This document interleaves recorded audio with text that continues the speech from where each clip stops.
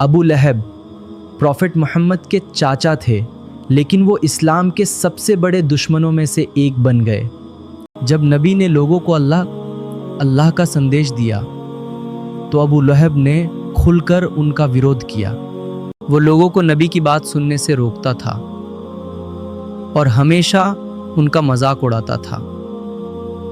ایک دن نبی نے سب کو سچائی کی طرف بلایا تو ابو لہب غصے میں بولا، تمہارا نقصان ہو۔ تب اللہ نے قرآن میں ایک سورت نازل کی جس میں ابو لہب کے انجام کے بارے میں بتایا گیا۔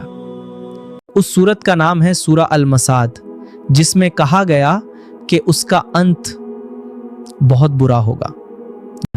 اس کی دولت اور طاقت اس کے کام نہیں آئی کیونکہ اس نے سچائی کو ٹھکرا دیا تھا۔ یہ کہانی ہمیں سکھاتی ہے کہ اہنکار اور برائی کا انجام ہمیشہ برا ہوتا ہے، اور جو اللہ اور سچائی کا ساتھ دیتا ہے وہی آخر میں کامیاب ہوتا ہے۔